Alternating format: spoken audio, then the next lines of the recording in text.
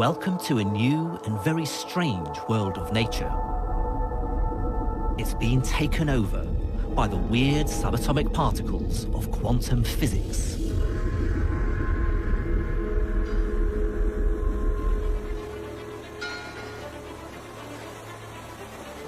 As a physicist, I've spent my working life studying how these particles behave in the laboratory. But now I'm heading out into the natural world. I'm on a mission to prove that quantum physics can solve the greatest mysteries in biology. This is a real adventure for me. I'm very much out of my comfort zone, trying to apply the very careful ideas I'm familiar with in a physics laboratory to the messy world of living things. I believe that quantum physics could hold many of life's secrets. That deep in the cells of animals, particles glide through walls like ghosts. That when plants capture sunlight, their cells are invaded by shimmering waves that can be everywhere at the same time. And that even our human senses are tuning in to strange quantum vibrations. In the fantastic world of quantum biology, life is a game of chance, played by quantum rules. This is what I hope to convince you of, to show you that quantum mechanics is essential in explaining many of the important processes in life, and potentially that quantum mechanics may even underpin the very existence of life itself.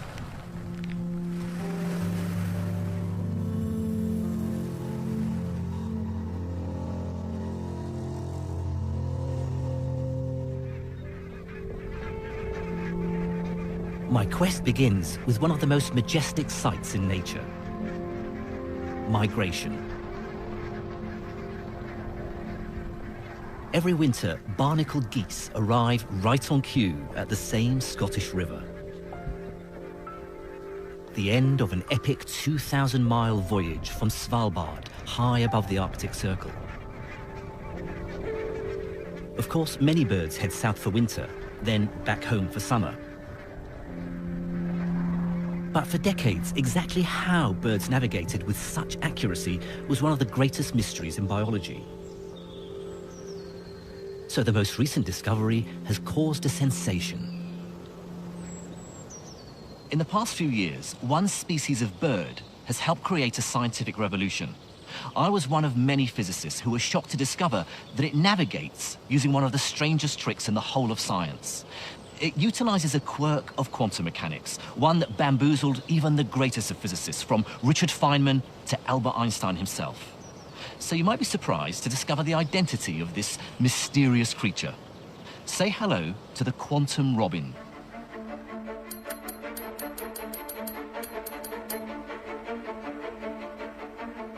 This is the European robin. Every year, she migrates from northern Europe to the tip of Spain and back.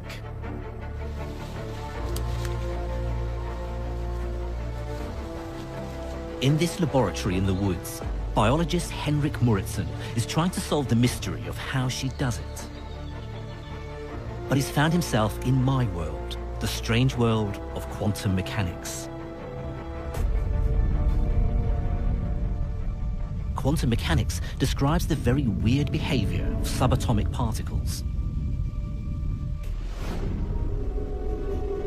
Down in this realm of the very small, we have to abandon common sense and intuition. Instead, this is a world where objects can spread out like waves. Quantum particles can be in many places at once and send each other mysterious communications. I set out to understand how the bird finds its way, but it just turned out that the data more and more pointed towards this as the only explanation that could bring all the different results together. Henrik's investigating a long-standing theory that robins navigate by the Earth's magnetic field. His laboratory is an ingenious magnetic birdcage. And these plastic cones, lined with scratch-sensitive paper, provide the key measurements. Henrik's artificial magnetic field is like the Earth's, except that he can point it in any direction he likes.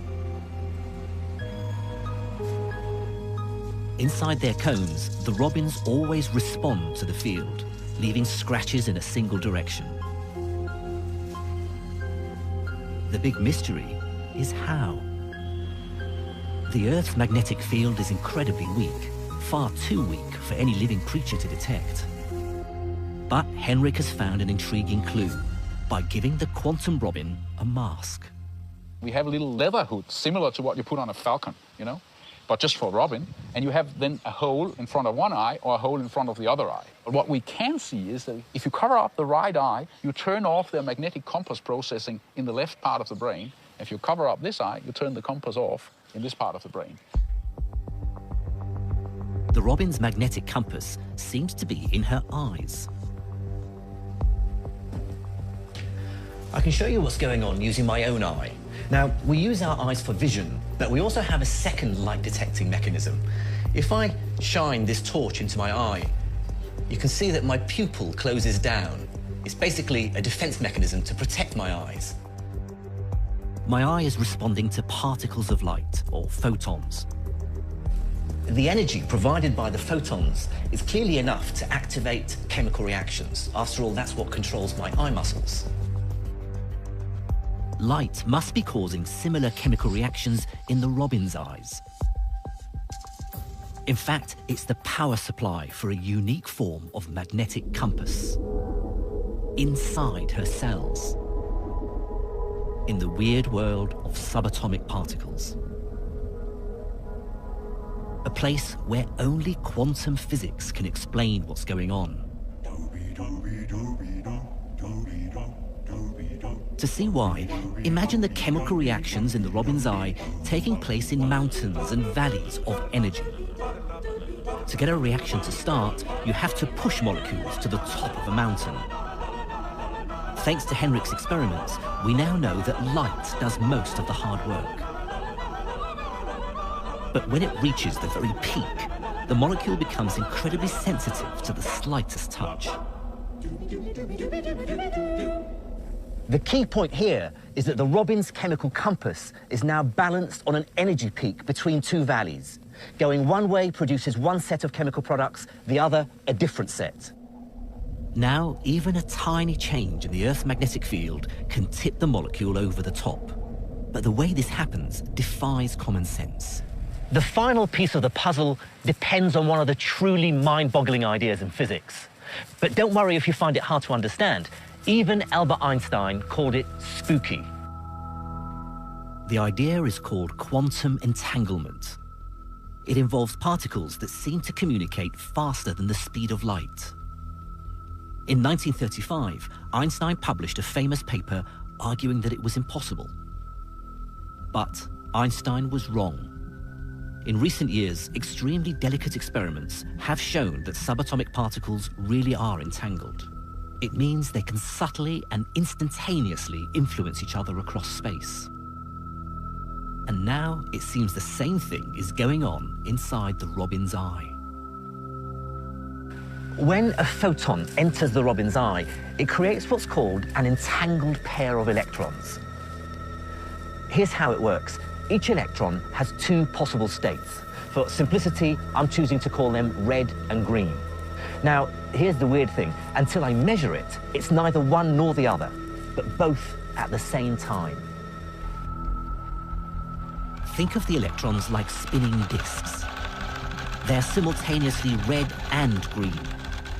But by firing a dart, I can force the first electron to be one or the other. So far, it's just a game of chance. I don't know what I'll get until I try it. So I know my first electron is red. Suppose I now measure the second electron. You'd think I'd have a 50-50 chance of getting red or green. After all, that's what you'd expect in the normal, everyday world. But you'd be wrong. In quantum entanglement, the electrons are mysteriously linked. For example, if I get red on the first, I always get red on the second. It's not a game of chance anymore. It's as if the first electron is telling the second one what to do. That's why Einstein called it spooky. The electrons seem to know that they should both have the same color, no matter how far apart they are. The really important part is that the two electrons needn't be the same color. They can be entangled in a different way, so that if the first electron is red, the second one is always green. It seems that this mysterious connection is the ultimate secret of the quantum Robbins compass. Because the direction of the Earth's magnetic field can influence the outcome. Near the equator, they may be more likely to be red-red, but near the pole, they may be more likely to be red-green. And that's the vital factor that finally tips the balance of the Robbins chemical compass. Tiny variations in the Earth's magnetic field change the way electrons in the Robbins eye are entangled. And that's just enough to trigger her compass. Now, finally, we can see how something as weak as the Earth's magnetic field can tip that balance one way or the other.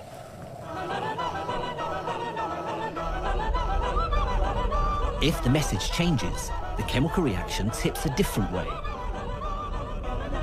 changing the Robbins compass reading. Suddenly it looks like it's a fundamentally quantum mechanical phenomenon in birds. It would be one of the first, if not the first, in biology. Biologists better get used to the weirdness of physics. The Robin is navigating by spooky quantum entanglement. To see subtle quantum effects, even in a controlled, austere environment of a physics lab, is really difficult. And yet, here's the Robin doing it with ease. These experiments are real and verifiable. And yet, even though I'm seeing them with my own eyes, I still find it hard to believe.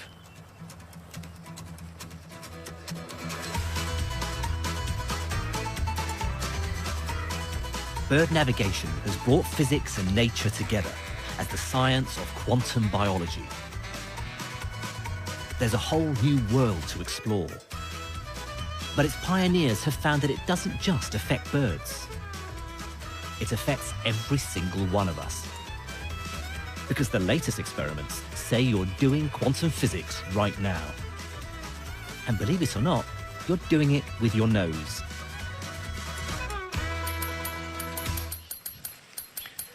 Hello, Jem. Hello. Hello, little girl. Hello. Our sense of smell is remarkable and quite different from our other senses of sight and hearing. Among the thousands of scents that we can recognize, many of them may well trigger very powerful memories and emotions. It's as though our sense of smell is wired directly to our inner consciousness. It's also different in another way. The other senses of sight and hearing rely on us detecting waves, light and sound. Our sense of smell involves detecting particles, chemical molecules. Recently, scientists have begun to realize that when it comes to our sense of smell, something very mysterious is going on.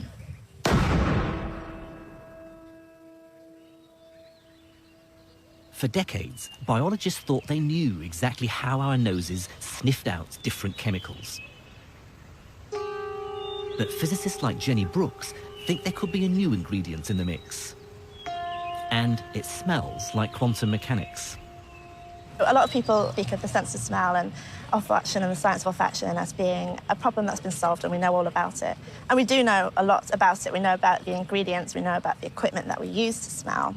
But I would argue that there's a little bit more to understand. To understand more, I need someone to help me with a smell test. And Jem is going to sniff him out. Every human being gives off a cocktail of chemicals. Jem's nose could detect a single gram of it dissolved over an entire city. So she has no trouble finding the man I'm looking for.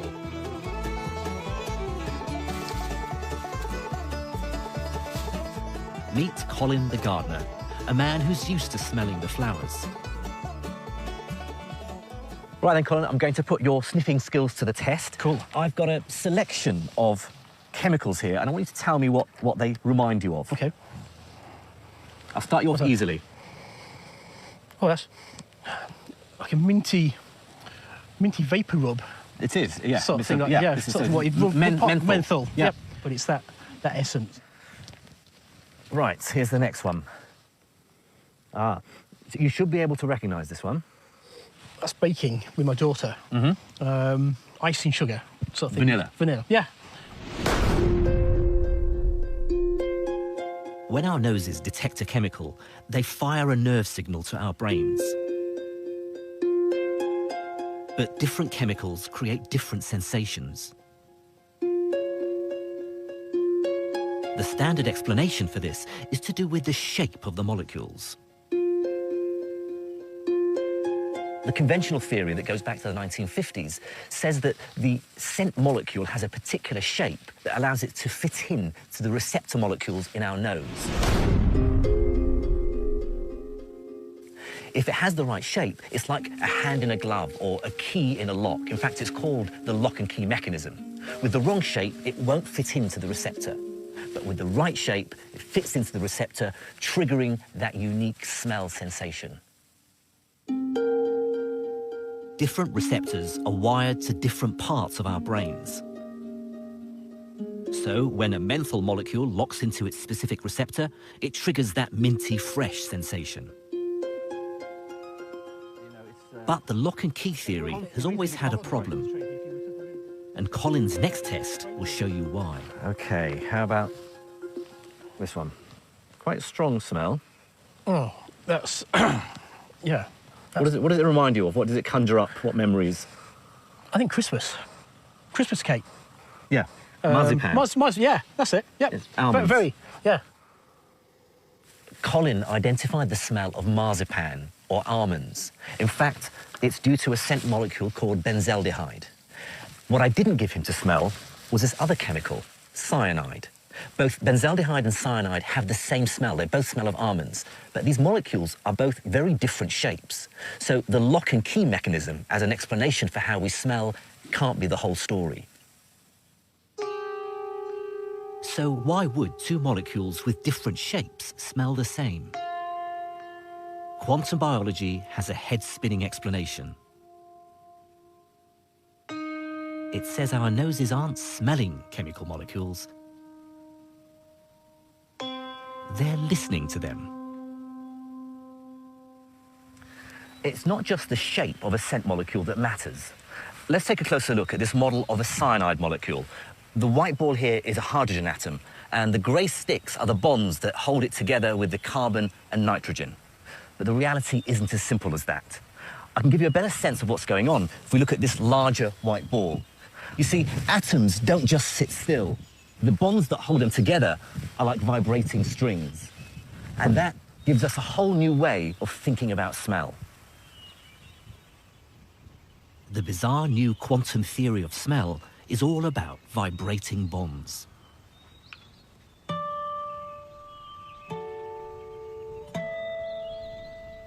Chemical molecules are playing music for our noses. Imagine a receptor molecule in my nose is like my guitar. Before it can make a sound, a scent molecule has to enter my nose. And when that scent molecule is in place, its chemical bonds provide the strings. And it's ready to be played. The receptor molecules contain quantum particles, electrons. As they leap from one atom to another, they vibrate the bonds of the scent molecule, like my fingers plucking a guitar string. What's remarkable about this theory is that it tells us our sense of smell is about the vibrations of molecules, or wave-like behavior, and not so much about the shape of a particular scent molecule. Our sense of smell may be much more like our sense of hearing. A particular molecule, say that of grass, will vibrate at a particular frequency.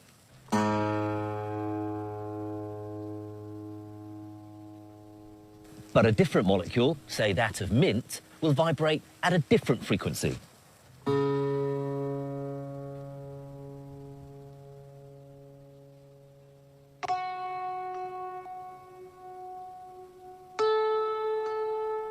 This would explain why cyanide smells like almonds.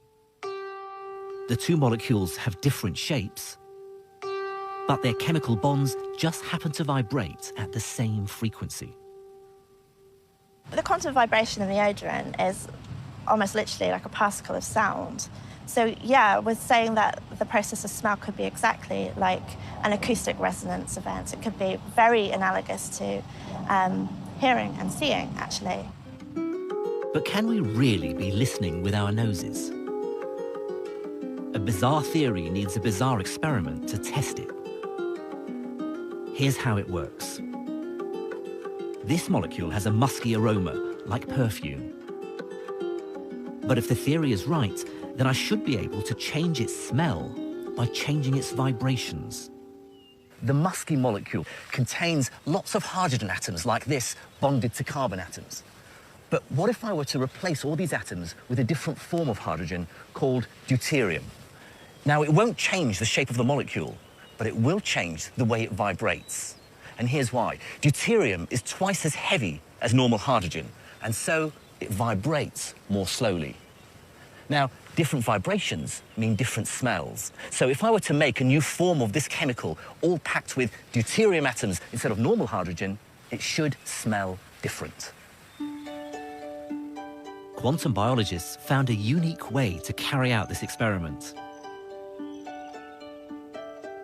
A smell comparison using the most sensitive noses they could find. Fruit flies.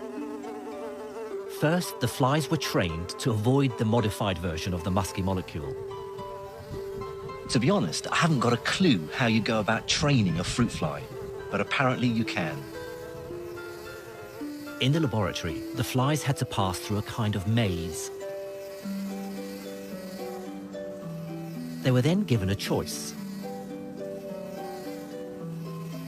Go right for the nice musky smell, or left for the nasty modified version.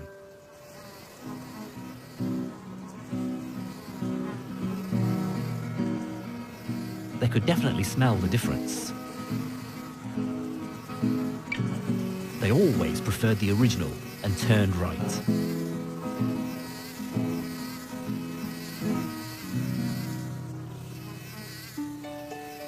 The fruit fly experiment gives hard evidence that quantum smell theory really works.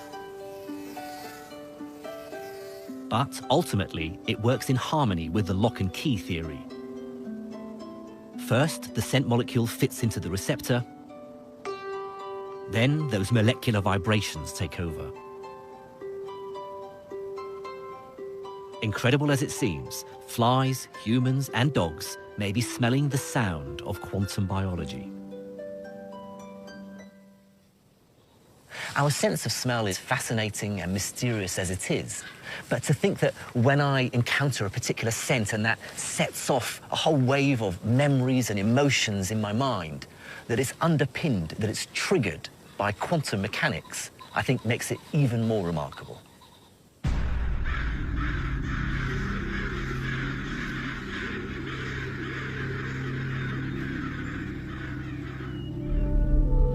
The mysterious influence of quantum physics reaches into every corner of the natural world. In fact, it inhabits the walls of every living cell on Earth. Because the latest experiments suggest a magical solution to one of the greatest mysteries of nature. The miracle of metamorphosis.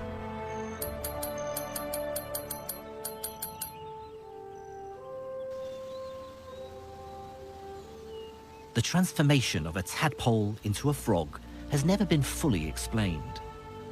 In little more than 6 weeks, the tadpole breaks down, then reassembles in its adult form. But the big mystery is how it happens so fast. When you think about it, there's nothing more extraordinary than a tadpole turning into a frog. Take its tail, for example. Over a period of several weeks, it gets reabsorbed into the body, and the proteins and fibers that make up the flesh get recycled to form the frog's new limbs. But for this to happen, trillions and trillions of chemical reactions work together, breaking molecules, forming new ones. in a carefully orchestrated dance. But the fibers that hold flesh together are very, very strong. They're a bit like these ropes holding my raft together. In order to dismantle the raft, I'd have to undo these very tight knots. You can think of it like this. A tadpole is held together by long ropes of proteins, knotted together by chemical bonds. The bonds are so strong that they should last for years, much longer than the tadpole's entire lifespan. So how can it turn into a frog in just a few weeks? The explanation involves one of the most important molecules of life. Tiny widgets in all our cells called enzymes.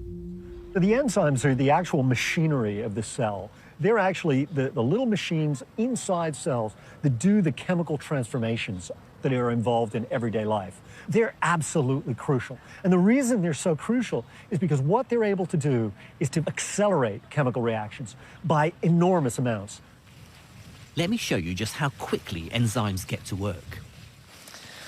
Inside this bottle is a substance called hydrogen peroxide. You're probably most familiar with it as the chemical used to bleach hair. In fact, I obtained this sample from my local hairdressers. Hydrogen peroxide is also produced in the body, and it's the job of the liver to get rid of it. Now, the way it does that is using an enzyme which breaks down hydrogen peroxide into water and oxygen. Now, to show you just how quickly this enzyme works, I'm going to do a quick demonstration. I've got some liver here which I've chopped up in order to release the enzyme. Now, watch what happens when I add this liver mixture containing the enzyme to the hydrogen peroxide. Watch how quickly the oxygen is released.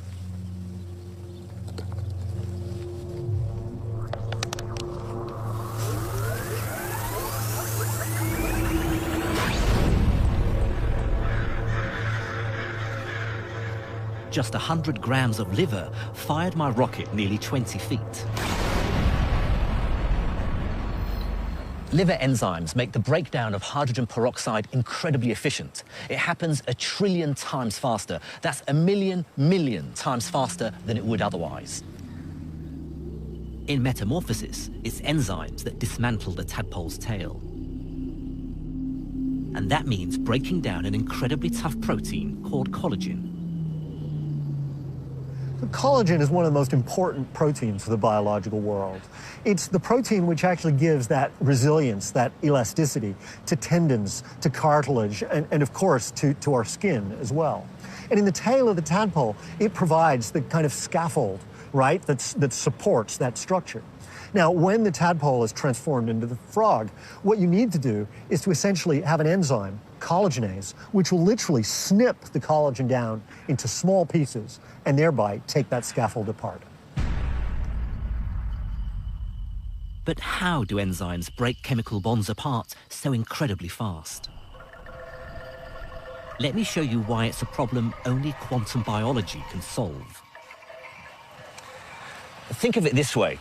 All these different parts of the knot are like subatomic particles, electrons, protons, that hold the different parts of the molecule together. Now, to untie the knot, enzymes have to move protons about. But as you can see, this takes quite a bit of effort and a lot of time if there are many, many knots to unpick.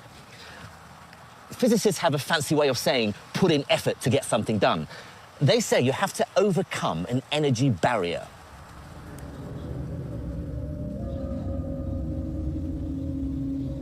Okay, here's my energy barrier. And here's my proton. To break a bond apart, it needs enough energy to get over the barrier. The trouble is, when we work out how long this would take, it's much too slow to break down a tadpole's tail. But this is where protons turn into ghosts. I wouldn't blame you for thinking that this is an idea that a clever theoretician has come up with, that it's just mere speculation, something that we have no proof of. But we do. It takes place all the time. In the quantum world, protons don't have to go over barriers. They can tunnel straight through. Tunneling strikes at the very heart of what is most strange about quantum mechanics. It's like nothing we see in our everyday world. A quantum particle can tunnel from one place to another, even if it has to pass through an impenetrable barrier. They're not solid objects like balls in our everyday world. They have spread out, fuzzy, wave-like behavior that allows them to leak through an energy barrier. A particle can disappear on one side of the barrier and instantaneously reappear on the other. In nuclear physics, this effect is a proven fact. Without quantum tunneling, the sun simply wouldn't shine. But I never thought I'd see it in a tadpole. It's hard to stress just how weird this process is. It's as though I would approach a solid brick wall and, like a phantom, disappear from one side and reappear on the other. The most important advantage of tunneling is its speed. It happens incredibly quickly, much faster than if protons go over the barrier. As a nuclear physicist, quantum tunneling is my bread and butter. Subatomic particles like protons do it all the time. But what has this got to do with biology?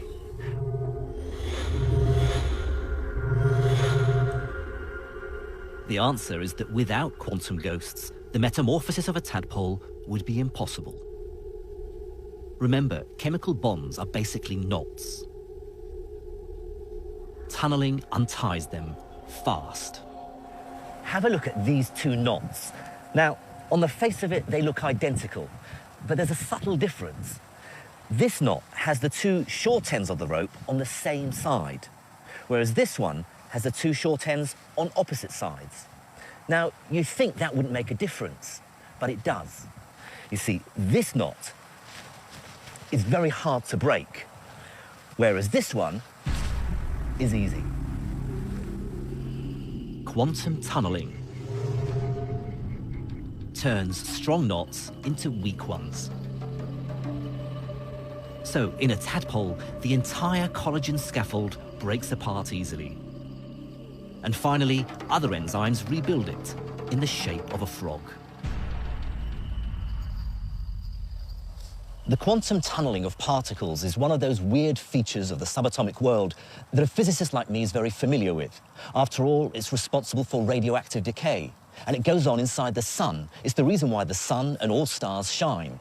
But to discover that it's going on inside every cell of every living organism on the planet, because every cell contains enzymes, now that I find truly amazing. Quantum biology casts its spell over every living creature. We've seen that birds, mammals, insects, and amphibians are governed by the strangest laws in science. But the most dramatic recent breakthrough concerns the single vital process on which all these forms of life depend: the conversion of air and sunlight into plants.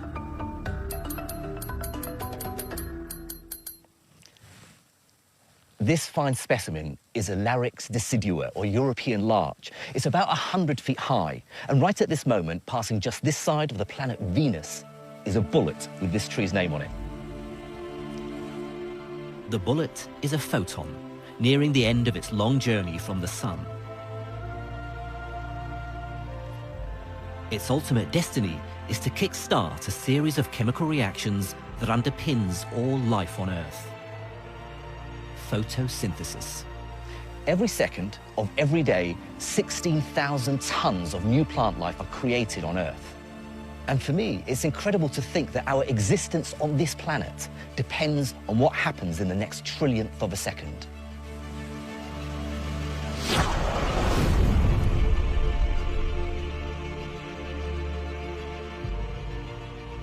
The crucial first stage of photosynthesis is the capture of energy from the sun.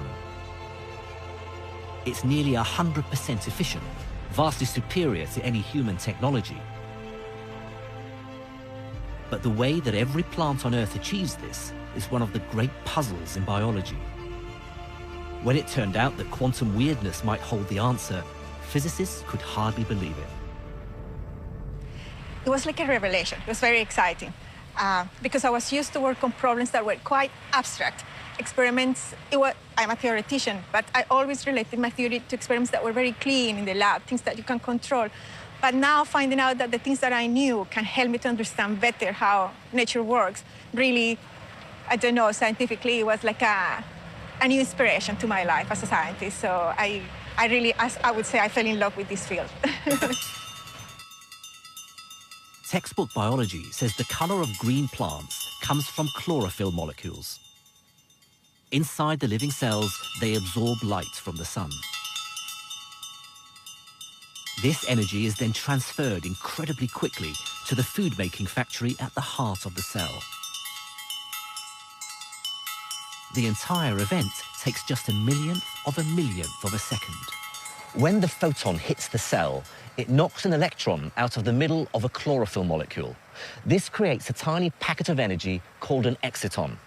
The exciton then bounces its way through a forest of chlorophyll molecules until it reaches what's called the reaction center. Now, that's where its energy is used to drive chemical processes that create the all-important biomolecules of life. The problem is, the exciton needs to find its way to the reaction center in the first place.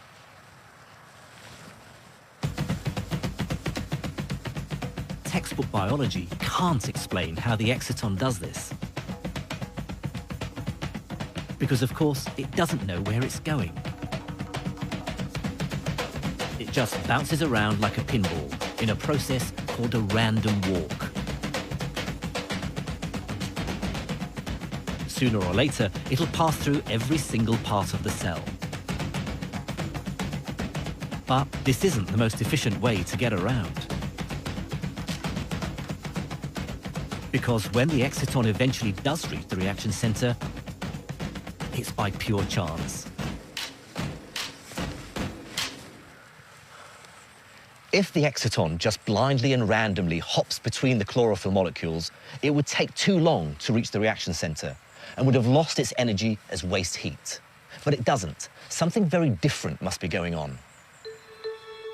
The vital clue comes from recent experiments that stunned the world of science.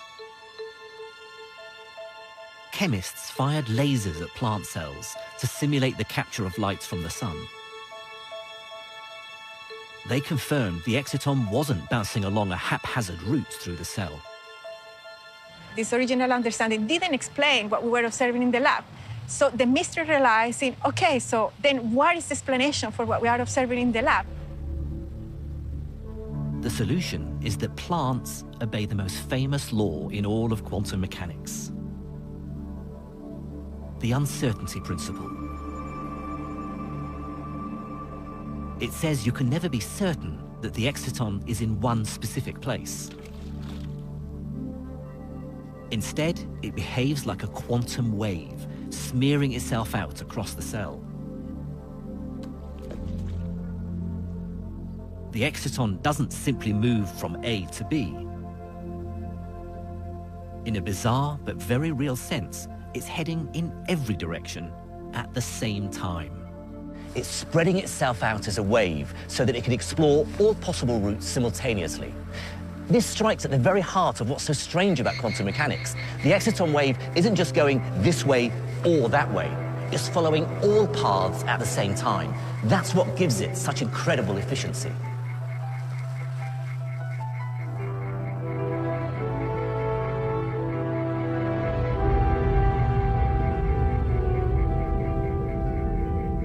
The beauty of it is, if the exciton is trying every route to the reaction center at once, it's bound to find the fastest possible way to deliver its energy. It's hard to express how incredible this discovery seems to physicists like me. Biological cells are full of the random jiggling of billions of atoms and molecules. But somehow, excitons maintain their form as beautiful, perfect quantum waves, transporting the energy that guarantees life on Earth. It opened a whole new scientific path for me. And I really enjoy the fact that to be able to understand fully what is happening there or in the plants, you have to interact with scientists that have completely different approaches, like biologists and chemists. But we all have to come together to actually understand what is the relevance of this. So for me, this is one of the most exciting parts of this field. Real scientific experiments leave no doubt. The strange hand of quantum mechanics has shaped the entire living world. It's not a surprise that you should find quantum tricks being used in biological systems. The reason is because they're better. Quantum entanglement is normally seen in the tightly controlled conditions of the physics lab. But now we know that robins use it to navigate with extraordinary precision. Quantum vibrations mean our noses listen to chemicals, enhancing our perception of the world around us. The living cells of all animals depend on protons that vanish and reappear like ghosts, speeding up the vital processes of life. And photosynthesis reveals the big picture. A shimmering world where quantum waves capture the sun's energy in an instant. Sometimes people say, but physicists have been looking for this for decades. Well, biology has had millions of years. The ultra-modern science of quantum mechanics is an ancient fact of life. For the end of my journey, I want to take these ideas to their logical conclusion. Of course, as a scientist, any speculations I have to be backed up by careful experiments. So I want to concoct a thought experiment that helps me to answer the biggest biological question I can think of. Does quantum physics play any role in the mechanism of evolution itself?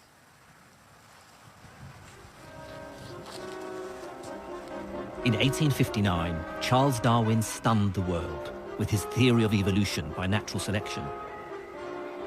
He went on to explain the differences between humans and other apes. 150 years later, there's no doubt that Darwin's theory accounts for every living organism on land and sea. But I'd like to explore the latest extraordinary interpretation of his ideas. Could there be a quantum theory of evolution?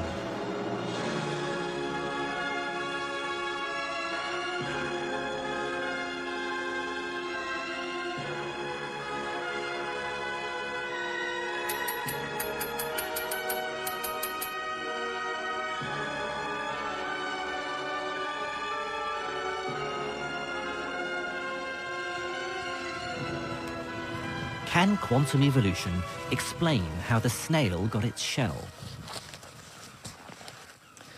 The snails I'm used to seeing in my back garden tend to have rather bland, boring shells. So have a look at this beauty.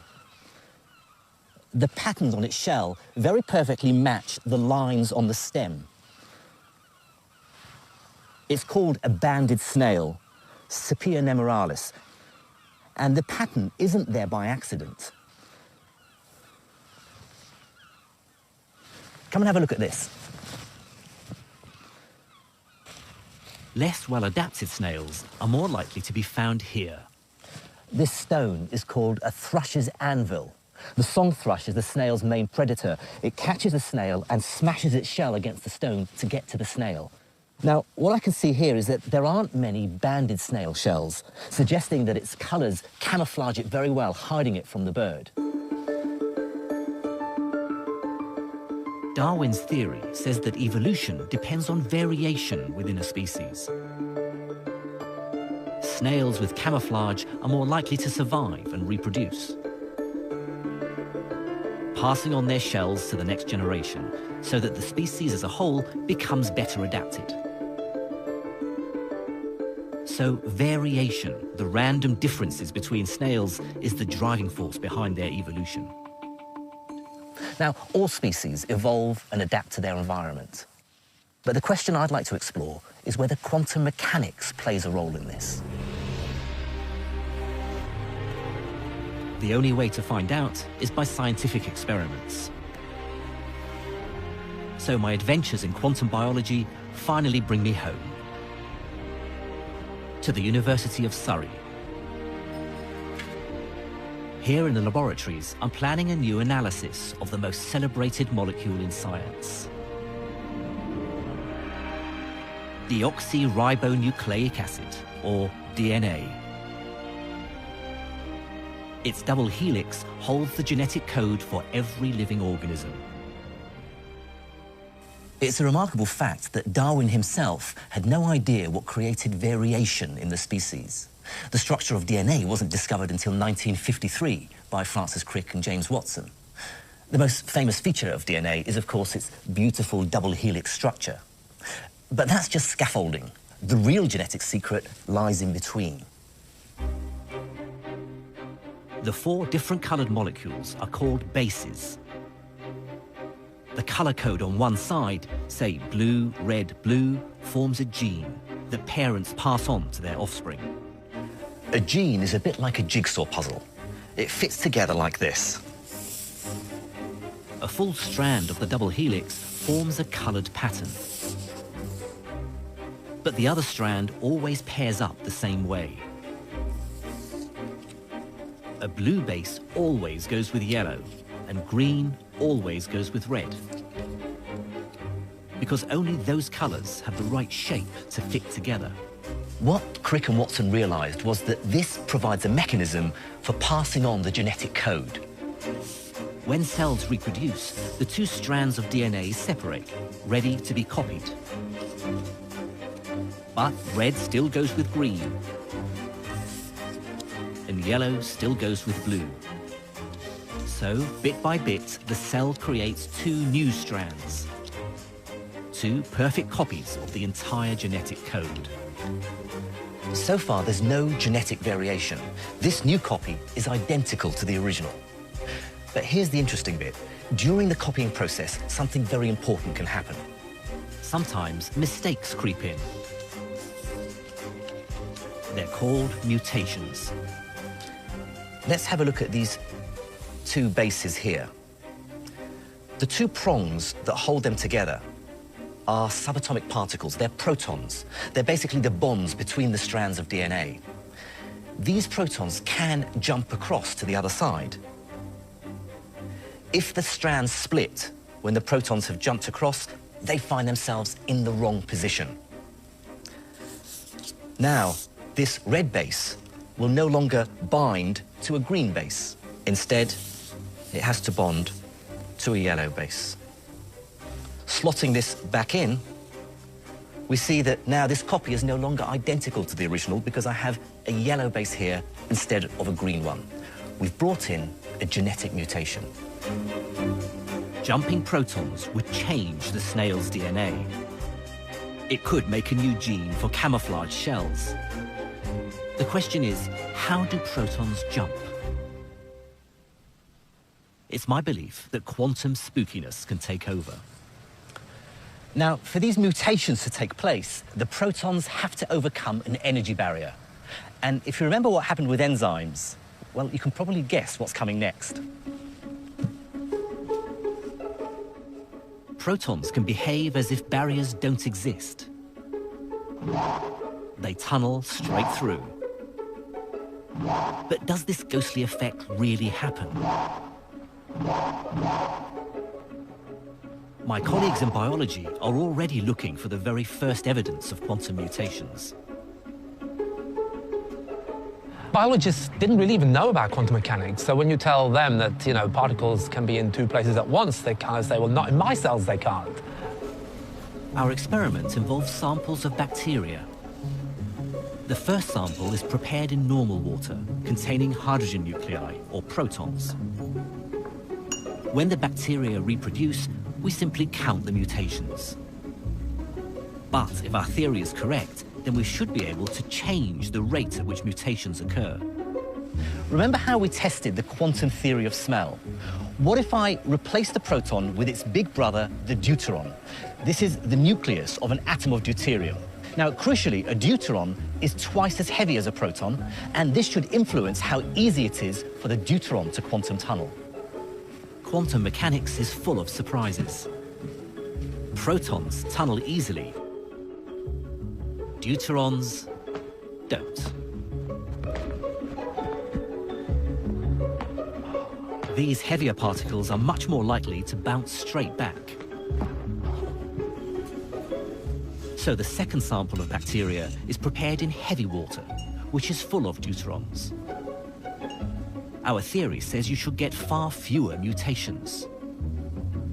And so far, the results are extremely encouraging. The preliminary experiments that we've done gives us a hint that the mutation rate is indeed depressed in deuterated water. We find that it is lower. So my hunch is that we're right, but we'll have to wait a little while before we're sure. Final proof lies in the future.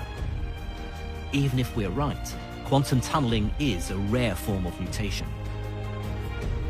But our results promise hard evidence for a new explanation of one of the most fundamental processes of life. Even the merest possibility of a new quantum mechanism for evolution itself is tremendously exciting. In fact, the story of quantum biology is only just beginning. What the frog, the robin, the fruit fly, and the tree have shown us is that real quantum effects are going on in nature all the time. And if there's anything we've learned from the history of quantum mechanics, it's this: we can never be certain where new discoveries will take us next.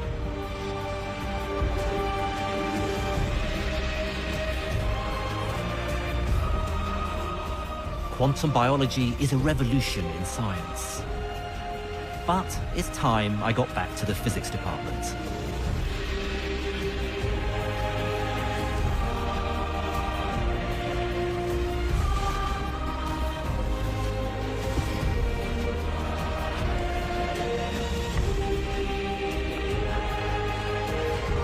Higher than the tallest building, higher than the biggest plane, James May goes to the edge of space. That's available now on BBC iPlayer.